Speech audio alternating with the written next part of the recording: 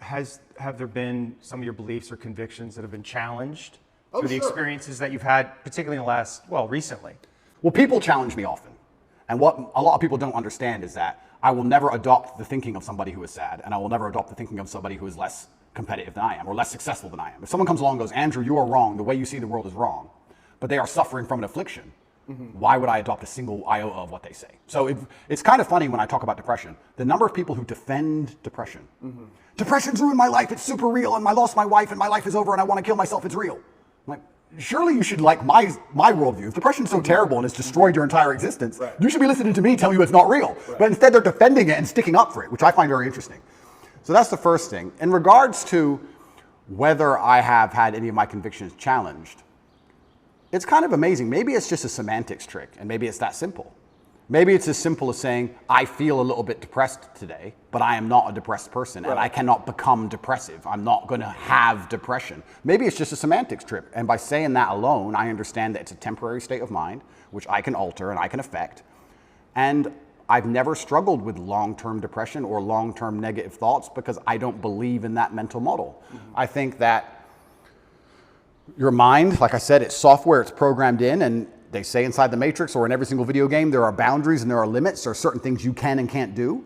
And I don't believe my mind can be put in a state of permanent negativity. I don't believe in that. I don't think it's possible, so it just doesn't happen. You said you experienced depression, some form of depression or depressive feelings and sadness in prison. What were the thoughts that were coming up? What was happening? Well, there's a lot of uncertainty, which is the first thing That has to be scary. It is scary. It's scary. And also because you're a man who's totally in control of your world, of your life, and that's almost like an imperative for you, and that gives you power. And all of a sudden you're thrust into a situation where you're essentially helpless. Well, you just nailed it. You completely nailed it, because I was exactly about to say it's the uncertainty that I struggle with the most, because in my life I'm in charge of everything. I know exactly how everything works, and I'm the boss, and I get to control absolutely everything. And this is the first time in a long time I'm in a scenario where I have no power whatsoever, no influence, basically. I don't know what's going to happen. Nobody else knows what's going to happen. And also in my world, I'm the hero, right? I'm the head of the clan. Not just my family, but of a lot of people. A lot of people rely on me.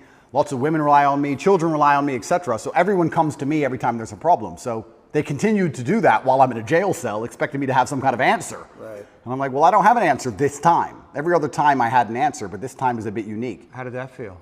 You don't have the answers. You can't help. Yeah, I mean, it was frustrating.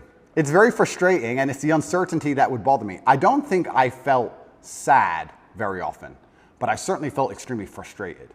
I would sit there and think, there has to be a way out of this room. Not breakout, but like there must just be some words I can say, someone I can talk to. There must be a way. It's only a door.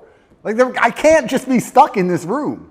And it was hyper frustrating. Yeah, and the uncertainty of it is also scary, because in my situation, every 30 days they decide if they hold you longer or not. And I was encountering people who had been in there for years in my scenario. So. Well, the uncertainty is a form of torture, really. Oh, absolutely. Yeah, it's torture. It is torture. And it's designed to make you break. You don't know how long you're going to be there for. Nobody knows. You hear horror stories. You see other people getting out who've done worse things than you after a week because they've signed a piece of paper or admitted to something or whatever they've done a deal. And you're sitting there, and yeah, it's hyper frustrating. And I think you have two choices as a man. Often when bad things happen, I feel like you can maybe get depressed and sad about it, but the other outlet's usually anger or